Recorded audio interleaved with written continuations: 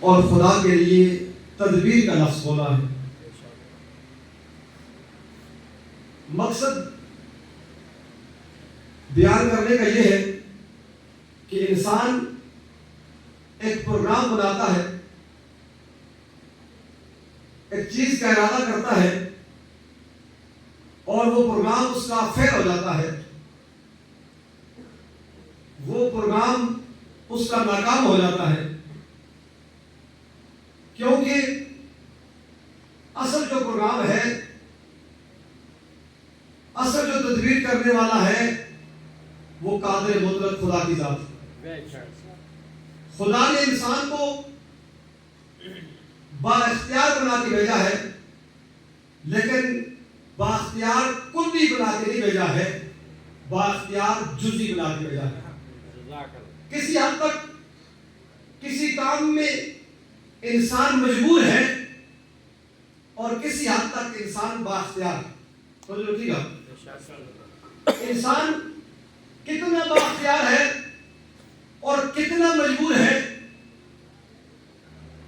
کچھ کاموں میں انسان کے بس میں، انسان کے اختیار میں نہیں ہے۔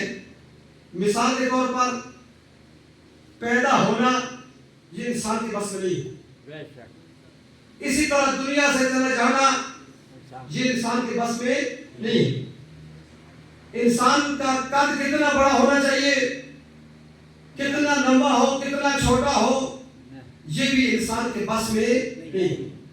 یہ سارے کے سارے امور خدا کے بس میں ہے، خدا کے اختیار میں ہے، کسی انسان کے اختیار میں نہیں۔ اور خدا نے اپنی لاریبوں میں ایک کتاب میں اپنے اختیارات بھی بیان کیے ہیں اور بندوں کے اختیارات بھی بیان کیے ہیں، اور بعض اوقات یہ بندوں کے اختیار کردہ پروگرام خدا کی منشا اور مرضی کے مطابق ہوتے ہیں تو وہ کامیاب ہو جاتے ہیں، اور بعض اوقات مرضی اور منشا کے مطابق نہیں ہوتے، وہ ناکام و نامراد ہو جاتے ہیں۔ امام جعفر صادق علیہ السلام سے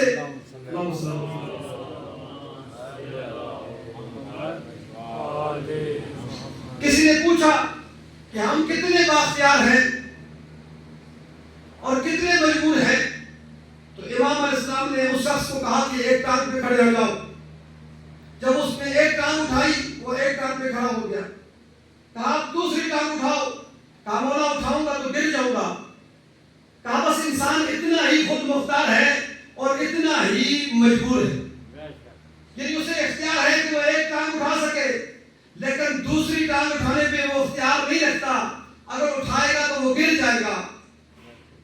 بس انسان کی ایک اور مثال دے کے آگے بڑھوں کہ انسان کتنا خود مختار ہے کہ اصل طاقت خدا کے پاس ہے اور کچھ طاقتیں انسان کو خدا نے دے کر دنیا میں بھیجا ہے، اور فرمایا ہے کہ اِنَّ هَدَيْنَا السَّبِيلَ إِمَّا شَاكِرًا وَإِمَّا كَفُورًا، کہ ہم نے آپ کو راستہ بتا دیا ہے، چاہے تو شکر کرنے والا بن جا یا کفر کرنے والا بن جا۔ یہی بھی مثال دے دوں تاکہ بچے سمجھ جائیں بات کو۔ یہ جو پنکھا چل رہا ہے، یہ جو لائٹیں چل رہی ہیں، یہ جو سپیکر چل رہا ہے، اس کا اصل کنٹرول کسی اور ہے، عارضی کنٹرول ہمارے پاس۔ اصل کنٹرول پاور ہیڈ اسٹیشن پہ ہے، گرڈ اسٹیشن پہ ہے، اور اس نے وہ اختیار ہمیں دیا ہے کہ ہم اس کمرے میں کتنے پنکھے چلائیں، کتنے ہیٹر چلائیں، کتنے سپیکر چلائیں، کتنے اے سی چلائیں، یہ ہمارے اپنے اختیار میں ہے۔ لیکن جیسے ہی وہ گریڈ اسٹیشن سے بٹن کو آف کر دیتا ہے، تو جو ٹھیک ہے بٹن کو آف کر دیتا ہے تو پھر ہمارا اختیار ختم ہو جاتا ہے، نہ ہم تیز چلا سکتے ہیں نہ ہم آہستہ چلا سکتے ہیں، کیونکہ اصل جو طاقت تھی وہ گریڈ اسٹیشن سے بند ہو گئی۔ اے انسان، یہی مثال تیری ہے کہ اصل طاقت خدا کے پاس ہے، خدا نے وہ انرجی اور طاقت تجھے دے کر دنیا میں بھیجا ہے کہ جا تو میری مرضی کے مطابق عمل کر، تجھے اختیار ہے،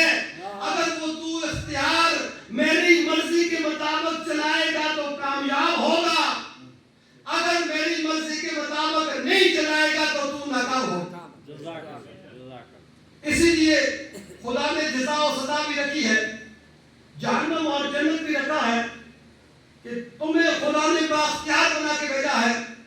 اور کسی نے بڑا خوبصورت جملہ کہا ہے، تو جو رکھے گا، اور بڑا خوبصورت جملہ کہا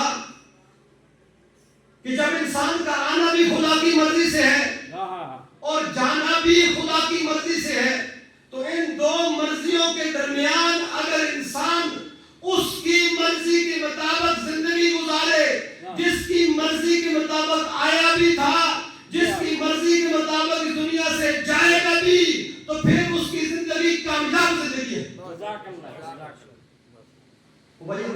ہم کتنے بااختیار ہیں کہ ہم اپنی مرضی کریں؟ نہیں، یہ طاقتیں خدا نے ہمیں دی ہیں، یہ صلاحیتیں ہمیں خدا نے دی ہیں۔ ہم ہر نماز میں پڑھتے ہیں بحول اللہ تعالیٰ قوت و قوت، یعنی ہم خدا کی دی ہوئی طاقت سے ہی اٹھتے ہیں اور خدا کی دی ہوئی طاقت سے ہی بیٹھتے ہیں۔ جب طاقت کا سرچشمہ اصل خدا ہے، جو ذرا برابر طاقت خدا نے ہمیں دی ہے، تو اس طاقت پہ ہمیں گھمنڈ کیسا، اس طاقت پہ ہمیں غرور کیسا، اس طاقت پہ ہمیں تکبر کیسا؟ کوئی مسئلہ نہیں ہے، اگر نہیں ہے تو ہم آپس کی بات کرتے ہیں۔ درود پڑھیے۔ بسم اللہ، اللہم صلی علی محمد وآل محمد۔ یعنی ہمارے پاس جو سب کچھ دیا ہوا خدا کا ہے، اور خدا چاہتا ہے کہ جو کچھ میں نے دیا ہے وہ تو میرے راستے پہ خرچ کر۔ تو میرے راستے کے پر خرچ کرے گا تو تجھے فائدہ ہے۔ تو جو یہ انسان کتنا عجیب انسان ہے کہ جب بازار سے کچھ چیز خریدتا ہے تو اس چیز کے ساتھ ایک چھوٹا سا کتابچہ بھی دیا جاتا ہے۔ آپ بجلی کی کوئی چیز خریدیں، درود پڑھ لیجیے۔ اللہم صلی علی محمد وآل محمد۔ او ٹوکی کیا چاہ کے چھوڑ دو۔ اچھا اب آتا ہے میرے تو توجہ رکھیں، بسم اللہ۔ انشاءاللہ مختصر سی بات کر کے آگے بڑھوں گا۔ ایک چھوٹا سا کتابچہ دیا جاتا ہے، آپ نے موبائل خریدا، ساتھ کتابچہ ہے۔ آپ نے کوئی الیکٹرانکس کی چیز خریدی، وہ آپ کے پاس ایک کتابچہ آیا، اور اس کتابچے میں ہدایت دی جاتی ہے کہ اس کو اس طرح استعمال کرنا ہے، اس طرح استعمال نہیں کرنا۔ اگر ہم نے اس کی ہدایت کے مطابق استعمال کیا تو ہماری چیز دیرپا بھی ہوگی اور کامیابی سے آگے بڑھے گی، لیکن ہم نے اس کی ہدایت پر عمل نہ کیا تو وہ چیز ہماری دیرپا نہیں ہوگی، وہ عارضی ہوگی اور جلد ختم ہونے والی ہوگی۔ تو عزیزان محترم، خدا کتنا مہربان ہے، خدا کتنا رحیم ہے۔ خدا نے جب حضرت انسان کو بھیجا ہے تو ساتھ ایک کتابچہ نہیں بھیجا، بلکہ کئی کتابچے بھیجے ہیں، اور ساتھ ان کتابوں کو سمجھانے والے بھیجے۔ آج تک دنیا میں کوئی بھی چیز آپ خریدیں، اس کو استعمال کرنے کے لیے آپ کو کتاب دی جائے گی، لیکن کبھی بھی آپ نے نہیں سنا ہوگا کہ کسی دکاندار نے ساتھ بندہ بھی بھیجا ہو کہ جاؤ ان کو سمجھانا، کتاب پڑھا کے سمجھانا، سمجھا کے بتانا، فٹ کر کے جانا۔ نہیں، اس طرح نہیں ہوتا ہے۔ لیکن خدا کتنا مہربان ہے، خدا کتنا مہربان ہے کہ جب حضرت انسان کو دنیا میں بھیجا ہے تو دنیا میں بھیجنے کے ساتھ ساتھ خدا نے وہ کتاب بھی دی ہے جس میں ہدایت کا سامان لکھا ہوا ہے، اور ساتھ ہدایت سمجھانے والے نبی بھی بھیجے۔ 1,24,000 انبیاء بھی بھیجے، 14 معصوم بھی بھیجے، تاکہ میرے ماننے والے، میرے چاہنے والے، میرے بندے، میری مخلوق راستے سے گمراہ نہ ہو جائے، انہیں راستہ بھی ملتا جائے، انہیں ہدایت بھی ملتی جائے۔ کہیں جہاں کتاب کی سمجھنا ہے وہاں وارث کتاب انہیں کھول کر بتائے بھی، سمجھائے بھی اور دکھائے بھی کہ اے دنیا والوں، تمہاری ہدایت کا سامان یہ ہے۔ اور ہم مسلمان کتنے خوش قسمت ہیں کہ خدا نے ہمیں وہ معلم، وہ نبی عطا کیا جو تمام نبیوں کا سرتاج نبی ہے۔ 12 امام وہ عطا کیے جو سارے کے سارے معصوم بھی ہیں اور عالم بھی ہیں، اور جو دنیا کو قرآن سمجھا کے بھی گئے ہیں اور قرآن سمجھا کے بتا بھی رہے ہیں. اور یقین جانیے کہ اگر انسان قرآن پاک کو پڑھے اور قرآن پاک کی آیات پہ غور و فکر کرے اور غور و فکر اپنے علم کے مطابق نہ کرے بلکہ مفسرین کی علم کی دی ہوئی روشنی میں کرے تو اسے خدا کی قسم دنیا کا آج ہر مسئلہ قرآن سے حل ہوتا ہوا نظر آئے. ہر مسئلہ حل ہوتا ہوا نظر آئے گا. آج ایک قوم کے طلاب کا گروپ ہے, اس گروپ میں ایک بندے نے ایک شبہ پیش کیا کہ یار دیکھو روس والے بھی کافر ہیں, عیسائی ہیں, مشرک ہیں, اور امریکہ والے بھی عیسائی ہیں, مشرک ہیں, اور چین والے تو کافر ہیں. ٹھیک ہے, کیا وجہ ہے کہ ہم ان کے ساتھ تو تعلق رکھتے ہیں, ان کے ساتھ تعلقات تو نہیں رکھتے, حالانکہ دونوں کافر ہیں. ٹھیک ہے جی, دونوں جو ہے وہ مشرک ہیں, دونوں اسلام کے وہ جو ہے وہ مخالف کیمپ میں ہیں. تو وہاں پہ انہوں نے ان کو سورہ ممتحنہ پوری کی پوری بھیجی کاپی کر کے کہ سورہ ممتحنہ کو پڑھو تمہیں اس مسئلے کا حل مل جائے گا. سورہ ممتحنہ میں خدا واضح طور پر اعلان کر رہا ہے کہ وہ کافر جو تمہارے ساتھ جنگ کرتے ہیں, تمہارے ساتھ تمہارے دین کے معاملے میں تم سے لڑائی کرتے ہیں, تمہارے دین میں فساد پیدا کرنا چاہتے ہیں, تمہیں کمزور کرنا چاہتے ہیں, تمہیں تمہارے گھروں سے نکالتے ہیں یا نکالنے والوں کی مدد کرتے ہیں, تو اس قسم کے کافروں کے ساتھ تمہارا رویہ سخت ہونا چاہیے اور تمہارا رویہ انتہائی دشمنانہ ہونا چاہیے, اور تم نے کسی قسم کا ان کے ساتھ کوئی رابطہ نہیں رکھنا ہے, کوئی تعلق نہیں رکھنا ہے. لیکن وہ کافر جو تمہارے دین میں تمہارے ساتھ لڑتے نہیں ہیں, تمہارے دین میں رکھنا پیدا نہیں کرنا چاہتے, وہ اس بات پہ قائم ہے کہ تمہارا دین تمہارے لیے اور ہمارا دین ہمارے لیے, نہ ہی مسلمانوں کو نقصان پہنچاتے ہیں, نہ ہی مسلمانوں کو مسلمانوں کے گھروں سے نکالتے ہیں, تو تم ان کافروں کے ساتھ دوستی بھی کر سکتے ہو اور احسان بھی کر سکتے ہو. تو یقین جانیے کہ جیسے جیسے انسان قرآن پاک کی آیات میں غور و فکر کرتا ہے تو انسان کے لیے واضح ہو جاتا ہے کہ ہم نے زندگی کیسے گزارنی ہے, ہم نے تعلقات کیسے رکھنے ہیں, ہم نے فلاں کے ساتھ تعلقات کیسے بنانے ہیں, فلاں کے ساتھ تعلق نہیں بنانے تو کیسے. عزیزان محترم, یعنی خداوند متعال نے ہماری ہدایت کے لیے کتاب بھی بھیجی اور کتاب کو سمجھانے والے بھی بھیجے. اگر ہم اس کے باوجود بھی ہم عمل نہ کریں اور اس راستے پہ نہ چلیں جو راستہ خدا کا دیا ہوا ہے, تو پھر ہماری کامیابی نہیں ہے, ہماری ناکامی. اور پھر ہمارے لیے خدا نے قبر میں بھی, حشر میں بھی اور قیامت میں بھی عذاب تیار کر رکھا ہے. عزیزان محترم, یہ محرم اور سفر کا مہینہ یہ ہمارے اندر ایک تبدیلی کا مہینہ ہے, ایک انقلاب کا مہینہ ہے, دلوں میں ایک تبدیلی کا مہینہ ہے. کیوں؟ اس لیے کہ ہم محرم اور سفر میں ان ہستیوں کو یاد کرتے ہیں جن ہستیوں نے دنیا کی سوچ کو بدلا ہے, دنیا کی فکر کو تبدیل کیا ہے, بلکہ پوری رہتی ہوئی دنیا کے انسانوں کی فکر اور سوچ کو تبدیل کیا ہے کربلا نے, اور ایک فکر دی ہے کہ تم نے آزادی کی خاطر, تم نے حق کی خاطر, تم نے دین اسلام کی خاطر جتنی بھی قربانیاں برداشت کرنا پڑے تم قربانیاں برداشت کرو اور دین حق پہ عمل کرو.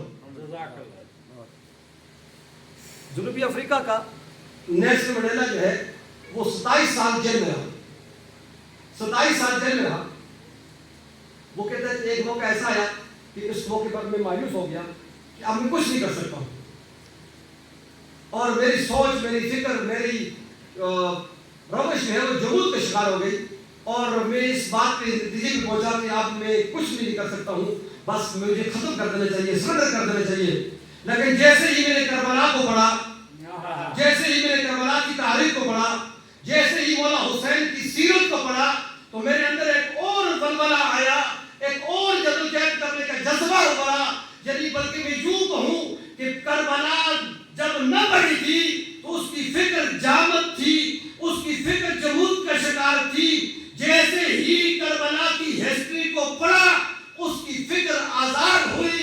اور اس نے اتنا بہترین کارنامہ انجام دیا کہ پورے افریقہ کو جو نسلی امتیازات کا شکار تھا اس سے آزاد کروا دیا. یعنی جب انسان کی فکر اور سوچ کربلا کے ساتھ جڑ جائے تو پھر انسان اپنے اندر بھی تبدیلی لاتا ہے اور پورے معاشرے کے اندر بھی تبدیلی آتی ہے. یہ جو ہمارے انفرادی طور پر یا اجتماعی طور پر محرم سفر گزر جاتا ہے، ہمارے اندر تبدیلی نہیں آتی ہے، اس کی بنیادی یہ وجہ یہ ہے کہ ہم نے رسم و رواج کو تو اپنایا ہے، اصل میں حقیقت کربلا کو اپنے دل کے اندر نہیں بٹھایا.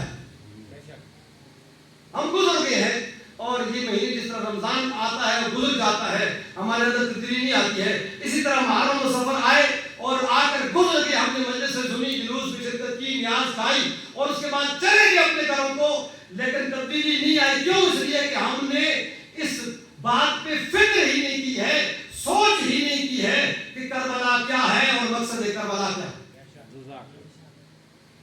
عزیزان محترم، چونکہ محرم اور سفر کا مہینے گزر رہے ہیں اور اس محرم اور سفر میں لوگوں نے محرم اور سفر کے مہینے سے استفادہ کر کے انقلاب برپا کیا.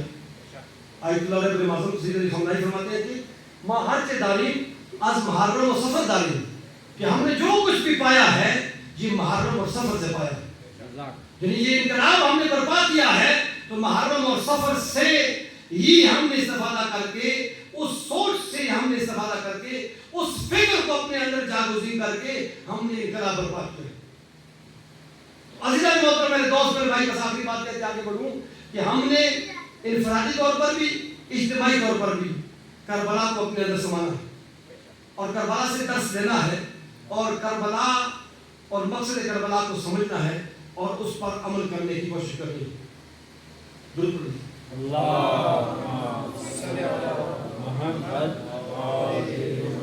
انشاءاللہ کچھ باتیں جو ہے وہ کل کریں گے اسی گفتگو پر، اسی آیت پر. لیکن بس اتنا تو ہوگا کہ کوئی بندہ سوچے کہ یار مجھے حق بات کہنے میں میرے پاس دولت نہیں ہے، میرے پاس اقتدار نہیں ہے، میرے پاس پیسہ نہیں ہے، میرے پاس لا و لشکر نہیں ہے، میں کیسے حق بات کہوں اور کیسے حق پہ کھڑا رہوں، میرا فریضہ کیا ہے. تو جو ٹھیک ہے بس میں گھر میں بیٹھا رہوں، بس میرا فریضہ یہ ہے کہ میں کچھ بھی نہ کروں. نہیں میرے بھائی، کربلا بتاتی ہے، بلکہ کربلا کے بعد عصر عاشور بتاتی ہے، 11-12 محرم کی روایات بتاتی ہے، کوفہ اور شام کے بازار بتاتے ہیں کہ تمہیں لاہ و لشکر کی ضرورت نہیں ہے، تمہیں حق بات کہنے میں افرادی قوت کی ضرورت نہیں ہے، دولت کی ضرورت نہیں ہے، حق پر بولنے کے لیے تمہیں اقتدار پہ ہونا ضروری نہیں ہے، بس تمہارے پاس الہی طاقت ہونی چاہیے اور تمہارے پاس تقویٰ اور پرہیزگاری کی وہ منزل ہونی چاہیے جس منزل کے بعد کوئی اور منزل نہ ہو. تو پھر تم دیکھتے جاؤ کہ تمہیں وہ بیمار کربلا بھی ابن زیاد اور یزید کی آنکھوں میں آنکھیں ڈال کر بات کرتے ہوئے نظر آئیں گے اور ثانی زہرا کوفہ اور شام کے بازاروں اور درباروں میں ڈٹ کر خطبے دیتی ہوئی اور خطبے دے کر یزیدیت کو پامال کرتی ہوئی نظر آئی. عزیزان محترم، بس یہ بات کر کے بڑھوں کہ اس طرح نہیں ہے کہ کربلا میں مولا حسین جناب عباس اور ان کے ساتھ افراد تھے تو انہوں نے یزید کی بیعت سے انکار کر دیا اور عصر عاشور کے بعد جب بیویوں کے پاس کچھ بھی نہ رہا تو وہ بھی اگر یزید کی بیعت کر لیتی تو انہیں عزت کے ساتھ مدینے واپس پہنچا دیا جاتا. لیکن نہیں، جتنی شدت سے مولا حسین اور ان کے ساتھیوں نے یزید کی بیعت سے انکار کیا ہے اتنی ہی شدت سے جناب سجاد، امام سجاد علیہ السلام نے اور زینب کبریٰ نے یزید کی بیعت سے انکار کیا ہے.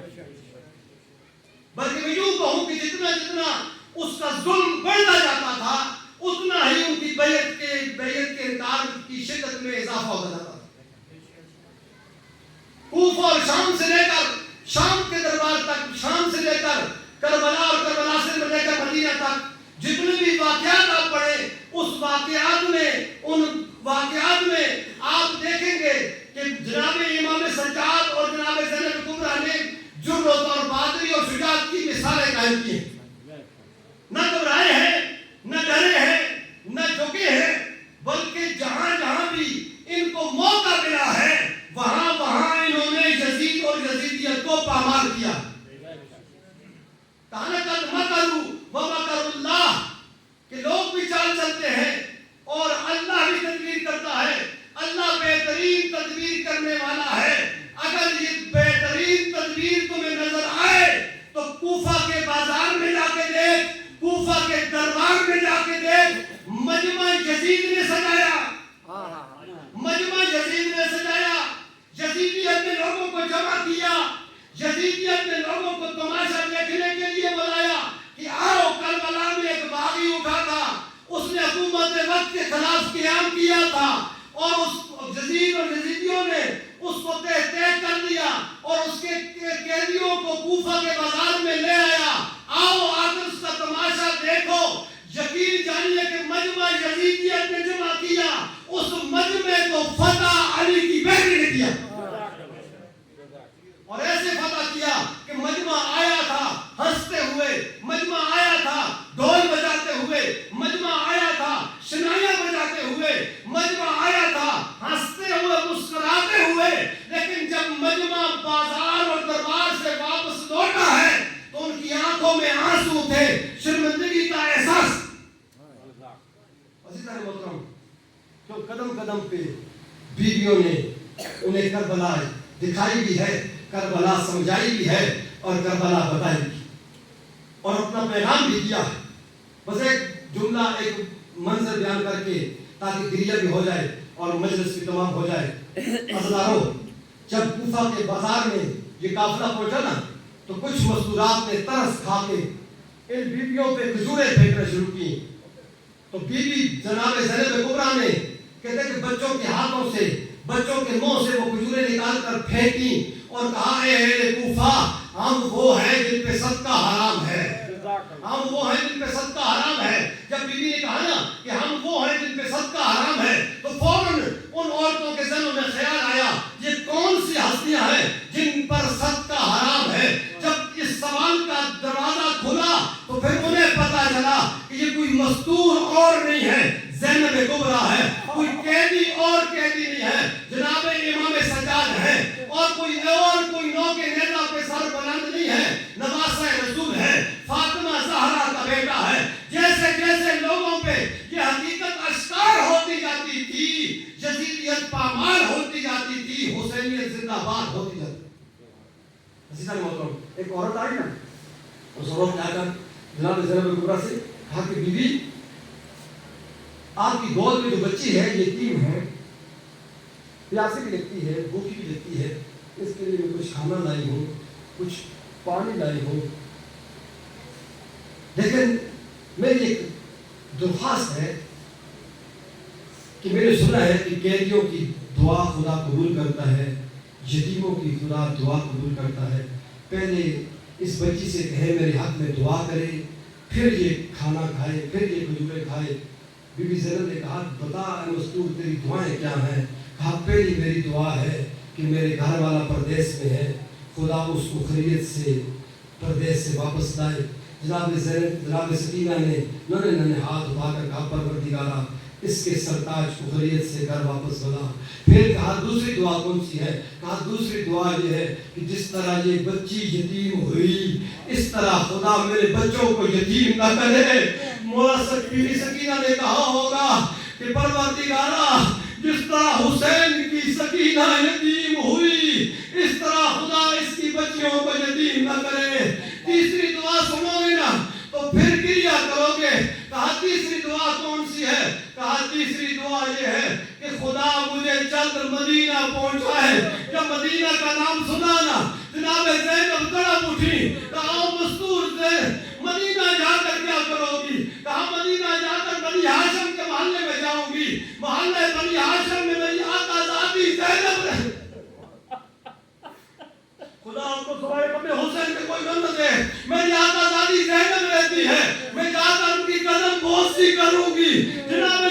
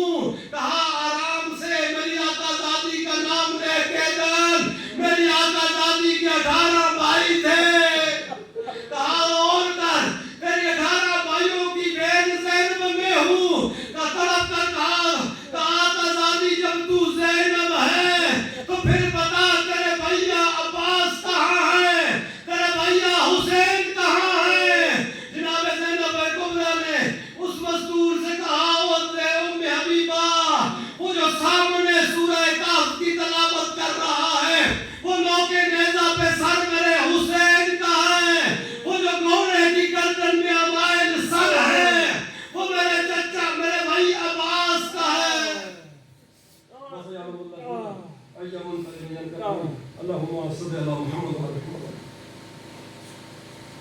آل محمد.